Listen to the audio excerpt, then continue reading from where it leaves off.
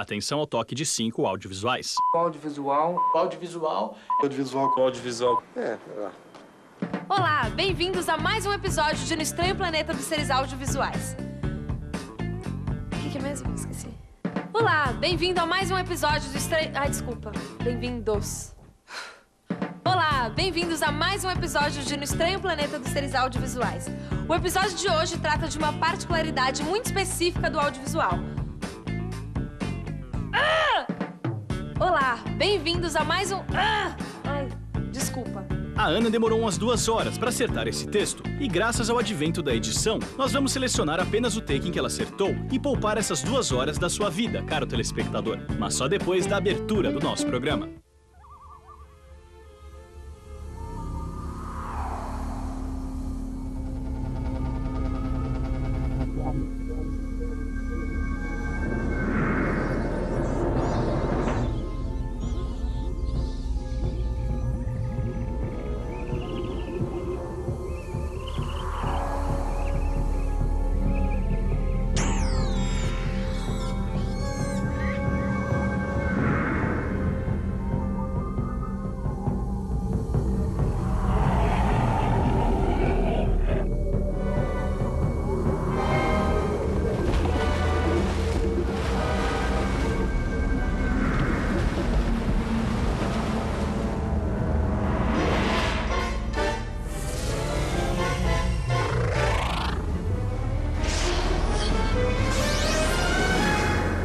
Estranho Planeta dos Seres Audiovisuais. Olá, bem-vindos a mais um episódio no Estranho Planeta dos Seres Audiovisuais. O episódio de hoje trata de uma particularidade muito específica do audiovisual: a montagem. Sim, a montagem é uma particularidade totalmente específica do audiovisual, também conhecida como sétima arte. E se você nunca se perguntou por que o cinema é a sétima arte, nós vamos listar as outras 6 para você. Primeira arte, música. Segunda arte, dança ou coreografia. Terceira arte, pintura. Quarta arte, escultura. Quinta arte, teatro. Sexta arte, literatura. Sétima arte, cinema. E o cinema, além de utilizar elementos da música, da dança, da pintura, da escultura, do teatro, da literatura, também se utiliza da montagem. Você pode encontrar a palavra montagem ou edição em diversos lugares. Você pode montar uma peça de teatro ou um espetáculo. Pode editar um livro ou um texto, escolhendo só as partes que interessam. Você pode até montar num cavalo. Mas em nenhuma dessas artes essa palavra tem o mesmo significado que no cinema. Não é à toa que ninguém inventou a moviola antes dela existir. Devagar. Está preparada? Sim. Abra. E aí? Nossa! Olha o que inventei, amor! Olha o que eu inventei! É uma mesa multifunção! Sim, por exemplo, aqui a gente pode pôr uma pizza. E a gente corta um pedaço de pizza sem sair do lugar, entende? Você gira e devagar. Devagar, aqui, vem aqui. O quê? O quê? Fica aqui, olha, isso aqui. Não, pode olhar, olha aqui. Isso aqui, e para você, olha! Nossa! Olha para você se maquiar! Não é maravilhoso? Querida, você é um gênio! Você também, meu amor! Muito obrigado! A montagem começa com o chamado material bruto, que no caso de um filme, é tudo aquilo que foi filmado ao longo das diárias, entre o ligar e desligar da câmera. Usando licença poética, material bruto é a matéria-prima para se fazer um filme. Os planos, os contraplanos, os takes errados, as imagens de cobertura, sem falar em todas aquelas cenas com aquele ator ruim que foi cortado do filme. Mas para os leigos, a montagem parte de um pressuposto simples. É como brincar com bloquinhos de encaixar. Se nesse brinquedo a unidade é uma peça com encaixes, no cinema essa peça leva o nome de plano, e é encaixando os planos uns nos outros que se constrói uma narrativa. Tanto na montagem quanto no brinquedo, as peças podem montar alguma coisa que faz sentido, ou alguma maluquice desconexa, tipo essa da Ana. A única ocasião em que não existe montagem num produto audiovisual é num plano sequência, o que quer dizer que a sequência inteira tem um plano só, sem cortes. No extremo começo do cinema, todos os filmes eram plano sequências. Reza a lenda que a primeira montagem foi realizada em 1896 por Louis Lumière. Ele teve a brilhante ideia de fazer um corte e repetir a cena de trás para frente. Quem fazia esse tipo de coisa com maestria era Georges Méliès, que se utilizou da própria montagem para criar ilusões óticas. Elas funcionavam porque para o espectador parecia um mesmo plano sequência, quando lá haviam 2 ou 3 cortes. E porque ainda faltava uma coisa fundamental à montagem, a continuidade. Quando não há continuidade, cigarros desaparecem e barbas crescem milagrosamente. O conceito de continuidade foi criado por Edwin Porter e D.W. Griffith e permite que uma mesma ação dramática seja dividida em vários planos, através de algo chamado decupagem. E se começou a ficar complicado, a Ana vai procurar decupagem no dicionário. Decupagem. Do francês découpage, derivado do verbo découper, recortar. Significa originalmente o ato de recortar ou cortar dando forma. O roteiro decupado, ou roteiro técnico, é o último estágio do planejamento do filme, em que todas as indicações técnicas são colocadas no papel para organizar e facilitar o trabalho da equipe que realiza o filme. Bem, não ajudou muito. Para facilitar, muitas vezes a decupagem é feita com o auxílio de uma espécie de história em quadrinhos, o storyboard. E pasme, segundo a tia Wikipedia, essa forma de representação pode ser considerada a nona arte e recebe o nome de arte sequencial. E sequência tem tudo a ver com cinema. E para descobrir se a arte sequencial, ou o HQ, é uma espécie de experiência audiovisual, a gente foi falar com o desenhista Paulo Caruso. O meu quadrinho, na verdade, sempre foi para mim um storyboard, uma tentativa de fazer essa movimentação, animação. É um cinema que se passa na cabeça do leitor, né? Então você tem que, através da sequência de narrativa, de desenhos, sugerir o movimento, né? o diálogo, se for o caso, né? O texto, mas também o silêncio, né? O ruído, né? Que é uma coisa que o leitor vai realizar. Aqui o personagem diz, epa, estamos sendo seguidos, ele vê pelo retrovisor, o leitor, né? Quadrinho é assim, eu não te falei para parar de trabalhar nisso? Aí ele tem aquela insight, dá uma piscadinha, puxa o freio de novo, dá aquele cavalo de pau, vira o carro. E aí eles estão vistos de frente. Então, ele olhando para trás, ainda estão atrás da gente? Não, agora estão bem na frente. Blum, a pancada. Depois, do ponto de vista da vítima, né, o guarda rodoviário perguntando, você tem por acaso algum tipo de seguro contra acidentes metalinguísticos? Agora, no caso da experiência com storyboard de fato, uma coisa que eu vi, por exemplo, é mais importante a gente saber qual é o ângulo que você quer conceber, coisa do tipo, botar mais as massas do que a expressão das pessoas em si, coisa do tipo, né? E depois, uma coisa que eu vi também é o seguinte, o storyboard não tem a menor importância, ele é apenas um pretexto, porque tudo aquilo que eu desenhei acabou ficando de outro jeito. E na hora da realização, né, a coisa prática, objetiva, né, te elimina coisas que são da sugestão do storyboard e você vai fazer a coisa prática. Então, o storyboard é mais um ponto de partida, não é nunca um ponto de chegada. Ils entrent chez moi.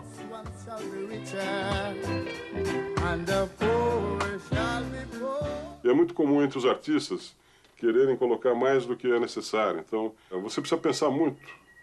Não dá duas informações. Você tem que pensar na informação que você quer passar. Ok, depois de uma pausa para a decupagem, vamos em frente para falar dos montadores russos. Lev Kuleshov, Dziga Vertov e Sergei Eisenstein experimentaram de maneira provocadora a associação entre os planos. Kuleshov, por exemplo, criou o famoso experimento de Mosjukin. Na mesma sequência, aparece um prato de sopa, seguido por um rosto de um homem que parece ter fome. Depois, uma menina morta, seguido pelo mesmo rosto do homem, que parece estar triste. E depois uma mulher sedutora, seguida pelo rosto do homem, que agora parece estar com desejo, mas em tese não mudou nada. A ideia é que o plano que antecede muda o significado do plano seguinte. E agora nós vamos tentar fazer igual.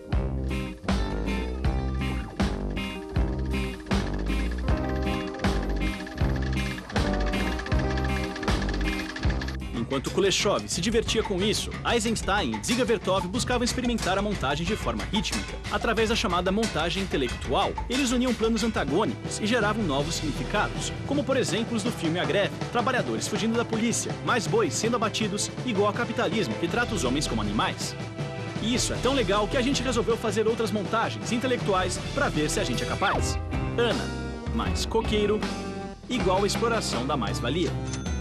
A maior parte dessas teorias foi criada próxima ao advento do cinema, mas até hoje funciona para montar não só filmes, mas programas de televisão, videoclipes, videoarte e até videogame.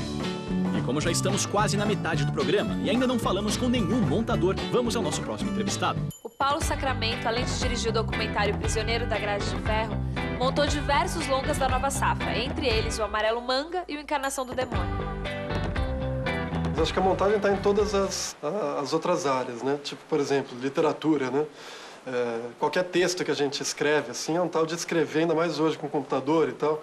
Depois recorta, cola, não, esse parágrafo vai ficar melhor aqui, né? Então, muda a ordem, tira um pedaço, melhora o ritmo do texto, enfim. É uma busca, assim, pela síntese, né? Pela maneira, assim, mais eficiente de você contar alguma coisa, né?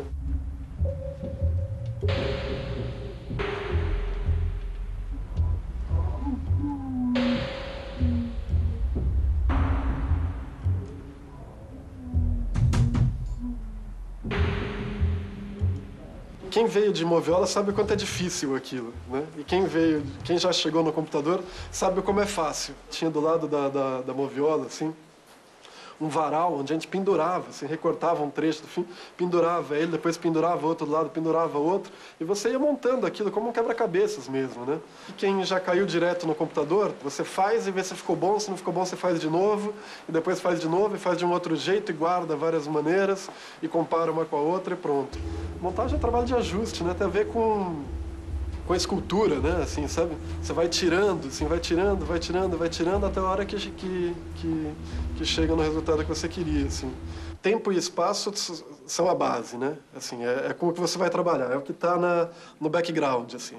Não é o que o espectador acha que está vendo, né? O espectador acha que está vendo principalmente os atores, né?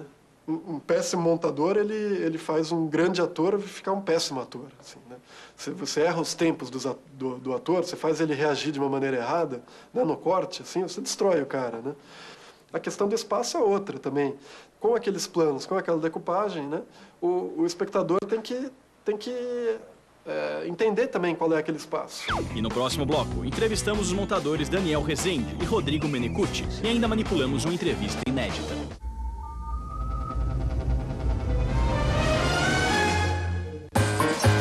Você já viu uma vez. E se um foi bom, 2 vai ser show. Vai ter lugar pra qualquer um. Esse é o baile partido. Pode se preparar.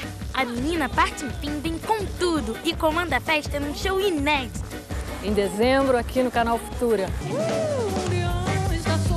Adriana Parte Enfim, 2 é show. Dia 24, 8h30 da noite.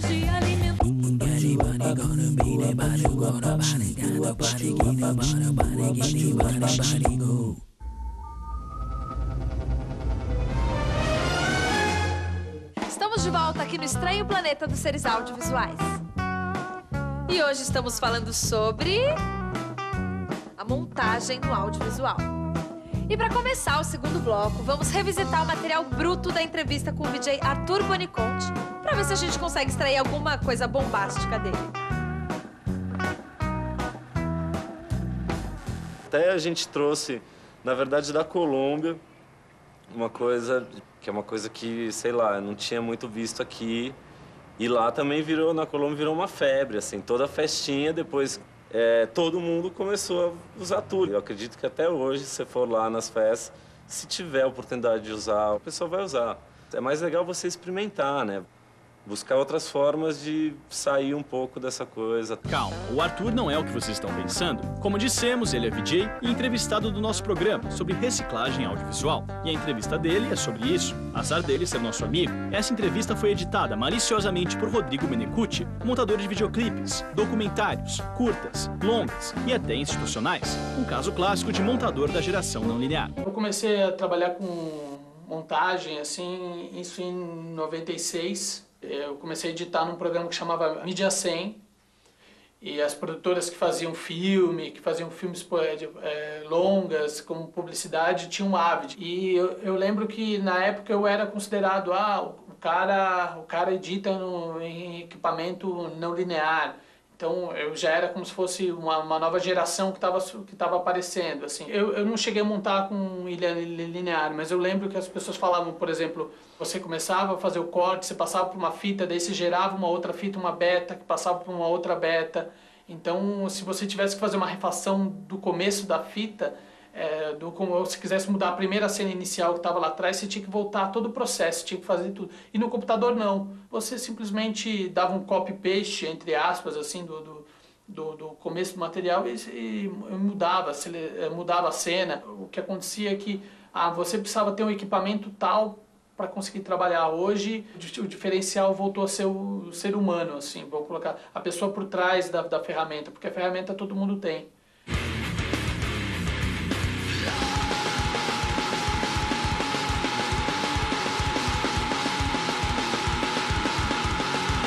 O videoclipe tem uma diversão, né? Tem uma brincadeira que é bem legal, de contar uma história assim, mas você não é tão engessado, assim. Eu acho que o videoclipe você tem, entre aspas, uma loucura maior, assim, uma certa ousadia em alguns momentos, assim, que você pode fazer, assim, que você pode experimentar. Eu acho que o videoclipe, a linguagem do videoclipe ainda permite isso. Não que num documentário, uma ficção não permita, mas a linguagem do videoclipe ela é mais solta. O videoclipe é um tema importante para destacar nesse programa sobre montagem. Muitos dizem que foi o clipe que trouxe para o mundo a montagem dinâmica e frenética de muitos planos em poucos segundos. Outros dizem que isso já existia desde o Eisenstein, mas enfim, com planos cada vez mais curtos e cada vez mais informação exprimida em pouco tempo, o nível de atenção das novas gerações acaba cada vez mais comprometido. Mas como essa é uma tese polêmica, testamos com um método científico. Basta ver o experimento envolvendo Pedrinho e sua avó Dona Odete, que exibiremos a seguir. Este é Pedrinho. Pedrinho tem 12 anos, já beijou de língua, tem seu próprio celular e acha que sabe de tudo. Porém, ele nunca viu e o vento levou. Esta é a avó de Pedrinho, Dona Odete. Ela nunca beijou de língua, não sabe usar o celular, mas adora e o vento levou. Porém, ainda não viu Transformers, o filme. Colocaremos ambos em condições ideais de temperatura e pressão e analisaremos quais são suas reações perante as películas às quais assistirão. Enquanto Pedrinho caiu no sono tentando ver e o vento levou, Dona Odete teve verdadeiros espasmos ao ver os cortes rápidos e frenéticos de Transformers, o filme. Passando mal, ela teve que ser retirada da frente do monitor. Após esse experimento, podemos concluir que além da avó do Pedrinho não ter gostado muito do Transformers, cada geração tem uma forma diferente de lidar com o tempo. Chato. E isso ocorre também entre diferentes culturas. Se esse fosse um programa sobre audiovisual iraniano, por exemplo, provavelmente não ia dar tempo de cortar todo o conteúdo em menos de 8 horas. E será que podemos imaginar como trabalha um montador iraniano?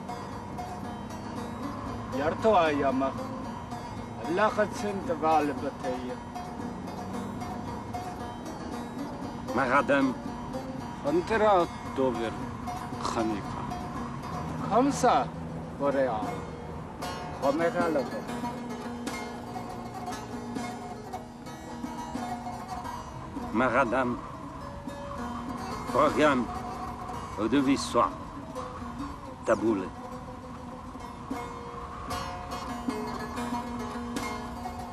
Diferente dos montadores iranianos, os montadores ocidentais são muito mais influenciados por um ritmo acelerado. Para investigar isso melhor, a gente entrevistou o montador Daniel Rezende, o corte mais rápido do Oeste. Eu não sei se eu consigo colocar em palavras, mas o que a gente faz é construir o filme com o material que foi filmado. A gente tem que lidar com o ritmo, com a interpretação, com o tempo, com a narrativa, com a dramaticidade. A gente tem um poder muito grande em transformar o material filmado em vários caminhos, assim, né? Eu acho que a montagem ela tem uma coisa muito parecida com a criação de um roteiro. É de você estruturar a narrativa do filme, porque você estrutura essa narrativa no roteiro. Durante a filmagem você transforma em imagem aquele roteiro. Mas a montagem muitas vezes você pode descobrir que aquilo que você imaginou no papel de repente não funcionou exatamente como você tinha programado. Então é um momento que você tem de tentar muitas vezes encontrar uma narrativa um pouco diferente do que você tinha imaginado antes. Eu acho que a montagem tem esse poder mesmo. Em Tropa de Elite a gente mudou o personagem principal do filme na montagem. A sinopse do filme mudou. O filme era sobre a história de um policial pobre que entrava na polícia porque ele precisava de um emprego e acabava chegando até a Tropa de Elite, ao BOPE. ele virou um filme sobre um policial do BOPE que quer sair porque vai ter um filho e precisa achar um substituto. Quer dizer, uma inversão de plot que a gente fez durante a montagem. A minha missão não era mais garantir o sono do Papa. Essa missão o Neto já tinha cumprido. O que eu precisava era voltar para minha família e deixar um substituto digno no meu lugar. Mas para fazer isso... Acho que a intuição é um dos fatores mais fortes, pelo menos no meu trabalho. E às vezes não saber exatamente por que aquilo é o melhor. Porque a montagem, assim como tudo no cinema, basicamente é um trabalho de escolhas. Você tem que escolher o tempo inteiro, você tem que decidir o que é melhor. Take 1, take 2, take 3. Melhor, eu acho que é o take 2. Por quê? Às vezes eu sei, às vezes eu não sei o porquê que o take 2 é o melhor. Ih, a galinha fugiu! Ô, rapaz, você aí, meu irmão! Pega a galinha, segura a galinha aí, rapaz! Vambora, porra!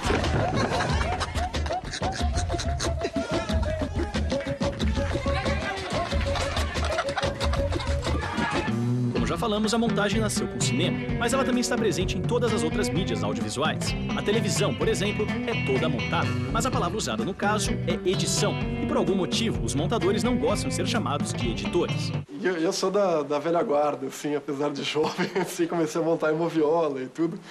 E detesto que me chamem de editor, assim. Algumas edições são feitas ao vivo, como programas de auditório, transmissões esportivas e shows de rock.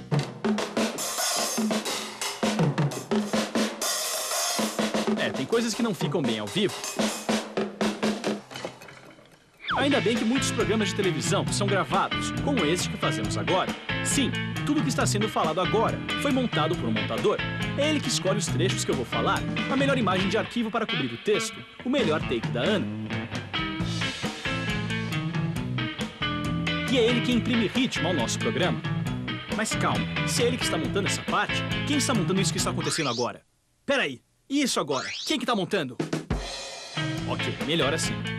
E no próximo bloco, veremos uma das figuras mais folclóricas da montagem brasileira, Humberto Martins. Eu prefiro o computador. Senão a moviola tá calo na mão, cadê o frame? Eu tenho histórias de bad trip na moviola.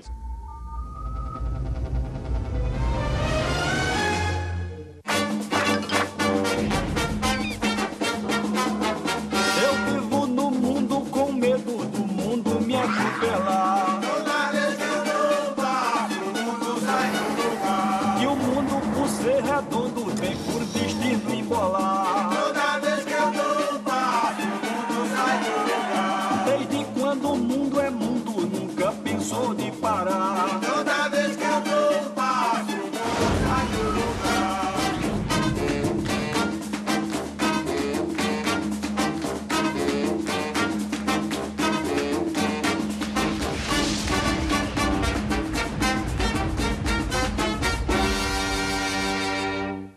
Weenie weenie, oh weenie weenie, weenie weenie, oh weenie weenie.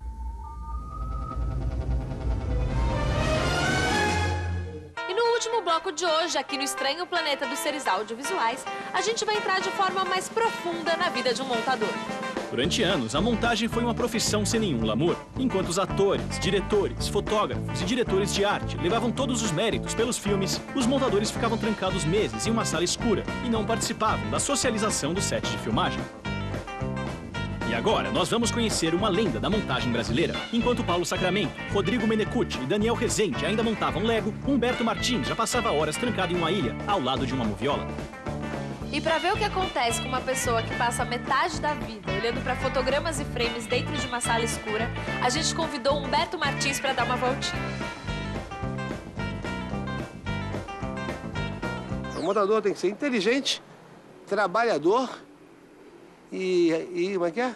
Inteligente, como é que é? Raciocínio, tem que ter memória, ser trabalhador, não pode ter preguiça.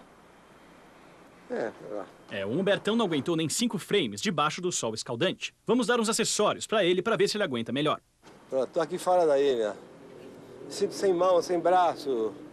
Não sei desenhar, não sei tocar violão. Qual o trabalho do montador? Botar uma cena atrás da outra. Uma após a outra. Colocar uma cena após a outra. Eu faço isso há mais de 35 anos, entendeu? É isso. Tem que procurar cenas que se amam, tá certo? É isso, tem que ver o bagulho que gruda, é o grude, tem que grudar. Eu prefiro o computador. Isso, uma moviola dá calo na mão, cadê o frame? Eu tenho histórias de bad trip na moviola, de sufoco.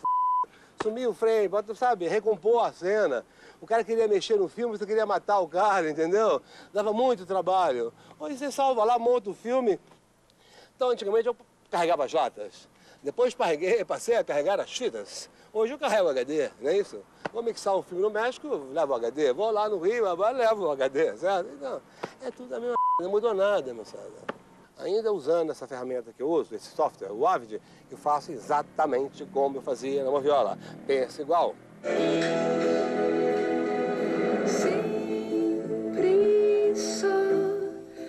Eu digo que eu não sou montador, eu sou experimentador.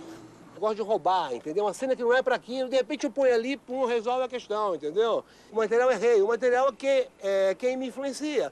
Eu sou influenciado pelas cenas. Então pego as cenas dos outros, que não são minhas, né, que sou montador, e construo a minha poesia com as cenas dos outros. Aí muitas vezes há um confronto, né? Que eu estou fazendo a minha poesia com a tua cena, aí você quer fazer a tua poesia com a tua cena, mas eu tenho que provar a você que a minha poesia com a tua cena é melhor. Se o diretor, ele vai lá e monta o filme somente como ele planejou, o que ele terá? Somente o mínimo.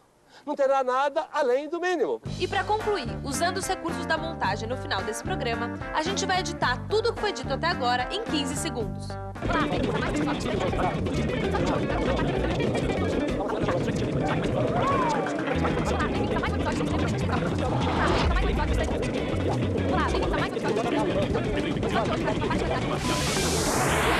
Agora em 3 segundos. Agora em 1.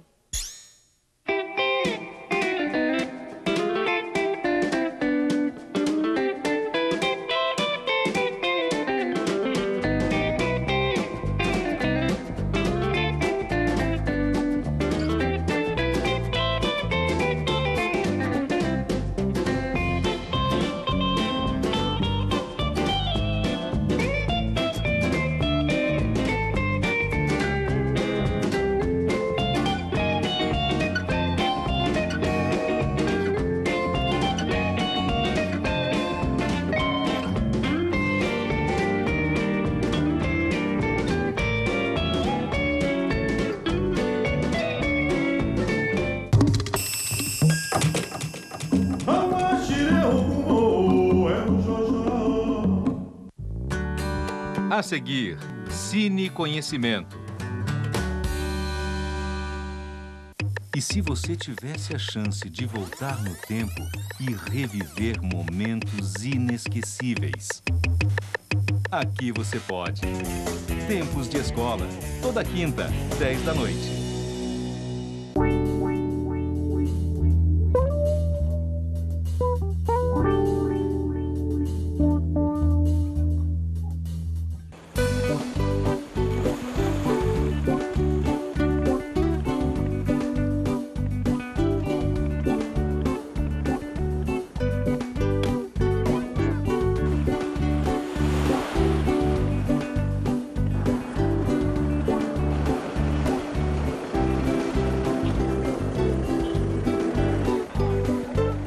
Sosa ikan fresco, aifuang ho modo tahan, bahetang di área Bidau Lisidere. No Timor-Leste, quem quiser comer peixes frescos, frutas e legumes, vai ao mercado Bidau Lisidere.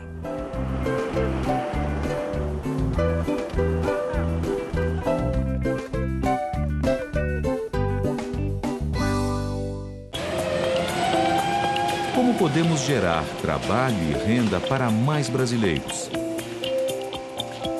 É preciso investir na formação adequada. Ter coragem de enfrentar novos desafios. Dar oportunidade para o profissional capacitado transformar o seu negócio. Garantir a qualidade de tudo que você oferece à comunidade. E você, está fazendo sua parte? A geração de trabalho e renda é responsabilidade de todos nós. Por isso, o Canal Futura e a Confederação Nacional da Indústria estão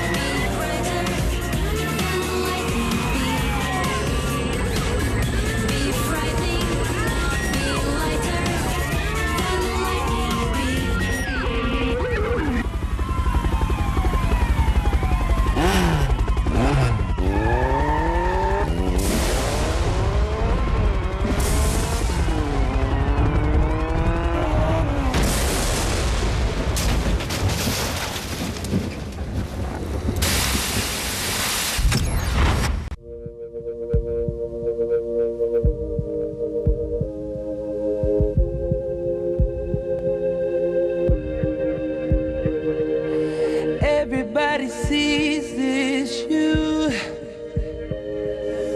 I'm the one that lost the view. Everybody says we're through.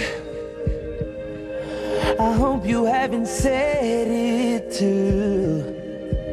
So where do we go from here with all this fear in our eyes?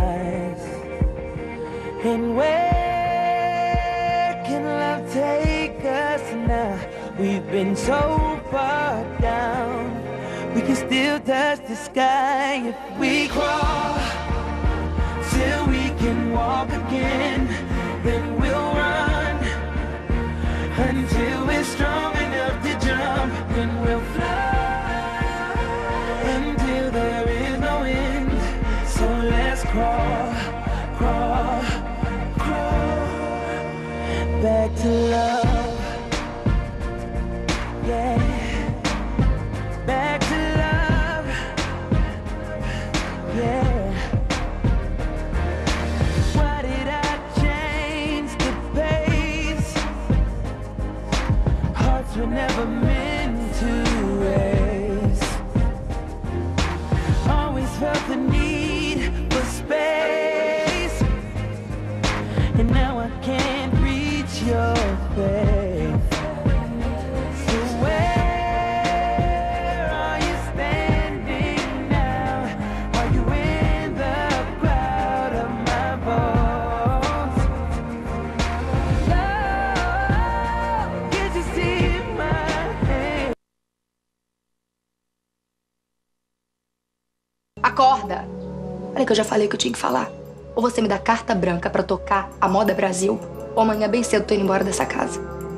Tem até o final do dia pra me dar essa resposta, ok?